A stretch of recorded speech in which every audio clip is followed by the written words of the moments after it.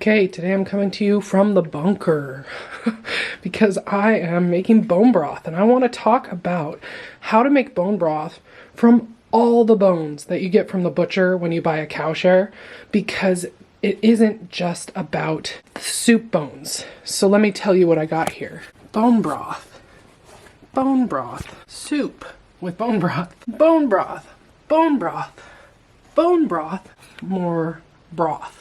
Canning broth is a really great way to get the bones out of your freezer to make room for other things and have broth ready when you need it without having to make it special. So here we are at our freezer, and this is what it looks like today.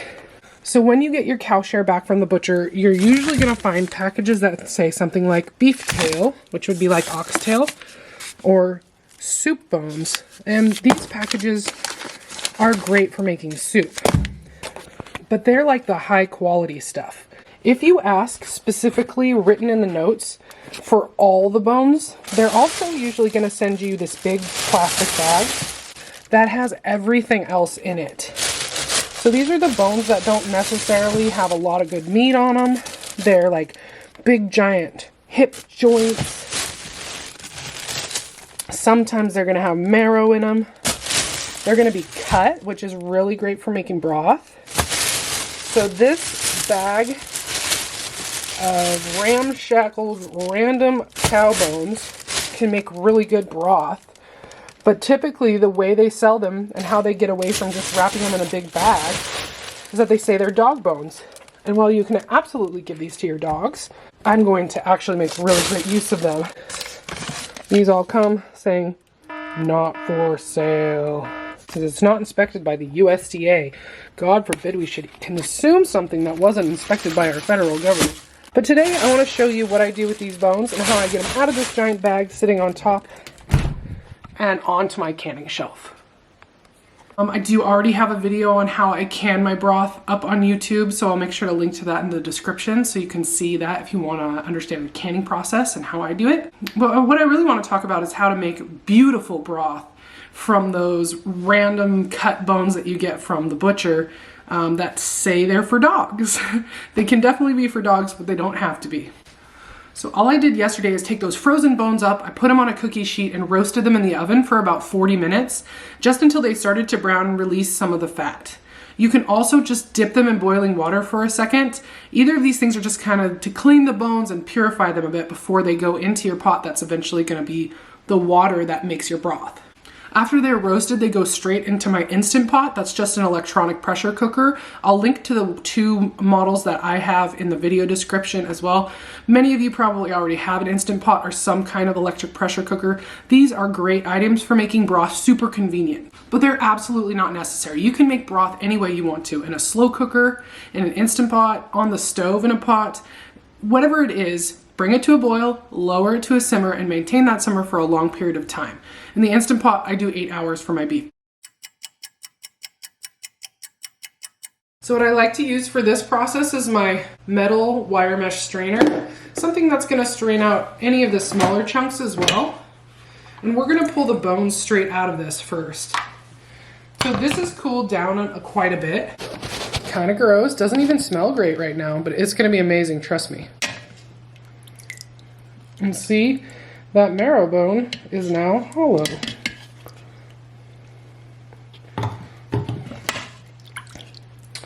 There's one of those big ball and socket joint bones that's been cut in half.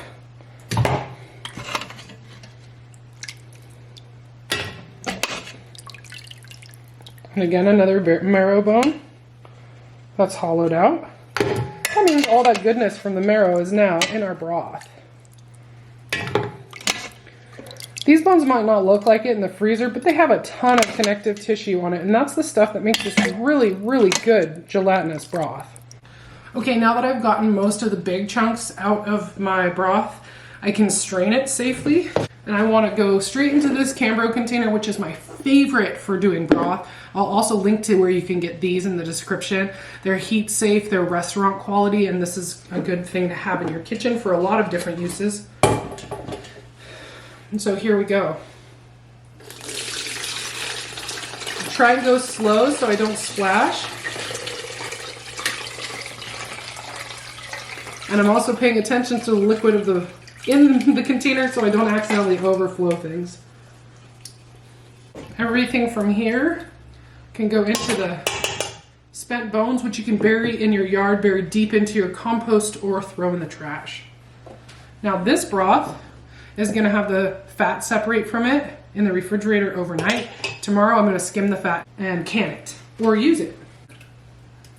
Typically I don't put anything in when I'm making broth. The only thing I've added this time is a couple of bay leaves, a splash of apple cider vinegar, and a tiny amount of salt.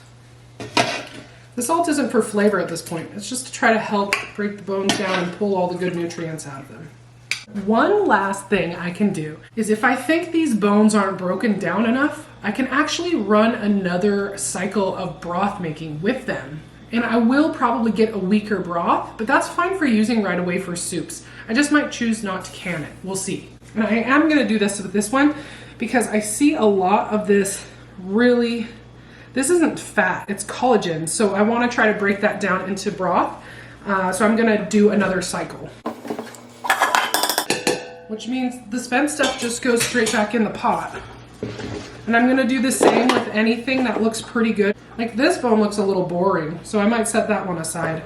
But anything that looks like it still has a lot left in it, a lot of connective tissue still attached to it, I'm just going to run another cycle, 8 hours to 12 hours in the Instant Pot. See, like this one, it still has marrow inside that didn't come out. I want that in my broth. I don't want to throw that away or give it to the dog. Like this one's pretty clean. There's not much attached to it. I'm going to set that one aside and not redo it. But most everything else in here looks good. And then that fills the pot almost all the way to the top. So I'm just going to cover it with water, add a handful of salt, a couple of bay leaves, and a splash of apple cider vinegar, and we're going to run it again. And this is also deferring the responsibility of cleaning this Instant Pot for yet another day, which I love. Just keep using it. Okay, so after I strain the broth, I put it in the refrigerator, and usually overnight, but long enough that the fat separates from the broth and solidifies on the top. When you're doing this with beef, it's nice because the fat is super solid and it's somewhat easy to skim off. Some people don't skim the fat from their broth, and that's also totally fine. I just like to store it separate. So this way, if I store this broth on the shelf for a long time, the fat doesn't become rancid, which can happen even in a canning jar. And it also means that I can control the amount of fat that I put in whatever dish I'm making with my broth. So I'm going to skim this fat off, save it in the refrigerator or the freezer in a separate container, and then I'm going to get this broth ready to can. This is about 7 quarts of broth, and that's from doing the 10-quart pressure cooker and the 6-quart pressure cooker at the same time, both filled with bones and then covered with water. So here I am, I'm going to take this fat off. You can see it's pretty hard, but not super hard. I have another video on my channel called How I Finish My Bone Broth, which explains this process in length. I'll link to that in the description of the video as well. Okay, so you don't have to get every last bit. Here's what it looks like. You can still see some fat on the surface, and that's fine. Ta-da! Jiggle, jiggle. Now you can tell both of these broths are really gelatinous, and that's great because I want a really rich, strong broth if I'm going to take the time to can it. Because if I want to, I can spread it out and add a little water when I'm cooking with it. But to have this really dense, rich broth and not a watery broth is a better use of the space on the shelf in my pantry. So now, since I'm going to can this broth, I'm actually going to dump this all into a big pot and bring it to a boil before filling my jars and then pressure canning it. And again, if you want to see how I do that, check out my other video, which I'm linking here or here. Which one?